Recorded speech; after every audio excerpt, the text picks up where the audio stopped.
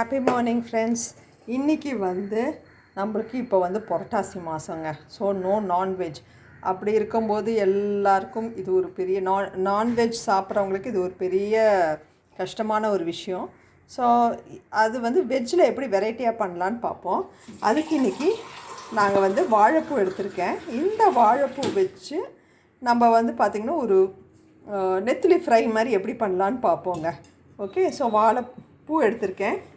கொஞ்சம் கடலை மாவு, அரிசி மாவு, கொஞ்சோண்டு மிளகாத்தூள், பெருங்காயத்தூள், கொஞ்சமாக மஞ்சத்தூள் வேணும்னா சேர்த்துக்கலாம், இல்லைன்னா விட்டுடலாம். இஞ்சி பூண்டு பேஸ்ட்டுங்க, கொஞ்சமாக ஓமங்க, கொஞ்சோண்டு இஞ்சி பூண்டு பேஸ்ட்டு. ஸோ இப்போ இதை பஜ்ஜி பதத்துக்கு நல்லா கலந்து வச்சுக்கோங்க. ஸோ கொஞ்சமாக சால்ட்டு டு டேஸ்ட்டுங்க.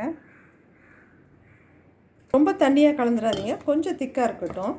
ஸோ ஒரு கடாயில் எண்ணெய் நல்லா காய வச்சுட்டு இப்போ இந்த வாழைப்பூவை கொஞ்சம் கொஞ்சமாக முக்கி நம்ம எடுக்கணுங்க.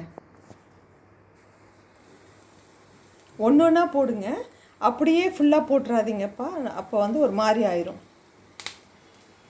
ஸோ எவ்வளோ சூப்பராக வருது பாருங்கள். ஸோ இது பசங்களுக்கு ரொம்ப பிடிக்குங்க. புரட்டாசி மாதம் இந்த மாதிரி ஏமாற்றி நம்ம சாப்பிட்டுக்கலாங்க.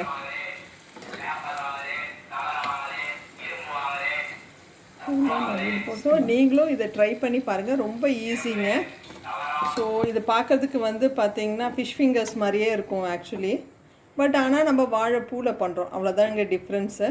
நீங்கள் உங்கள் வீட்டில் ட்ரை பண்ணி பார்த்துட்டு எப்படி இருக்குன்னு சொல்லுங்கள், இங்கே வேல்யூபிள் கமெண்ட் சொல்லுங்கள். ஸோ நான் இதுலேயே கொஞ்சம் கருவேப்பிலை போட்டிங்கன்னா கொஞ்சம் நல்ல அரோமா கொடுக்குங்க, சூப்பராகவும் இருக்கும். ஓகே ஃப்ரெண்ட்ஸ், நீங்களும் ட்ரை பண்ணிவிட்டு எப்படி இருக்குன்னு சொல்லுங்கள். நான் ஃபைனல் அவுட்புட் காமிக்கிறேன் பாருங்கள். ஸோ இதுதாங்க அந்த ஃபைனல் அவுட்புட். ரொம்ப நல்லாயிருக்கு. நம்ம வாழைப்பூவில் செஞ்ச ஃபிஷ் ஃபிங்கர் சூப்பராக வந்துடுச்சு. நீங்களும் ட்ரை பண்ணி பாருங்கள். தேங்க்யூ.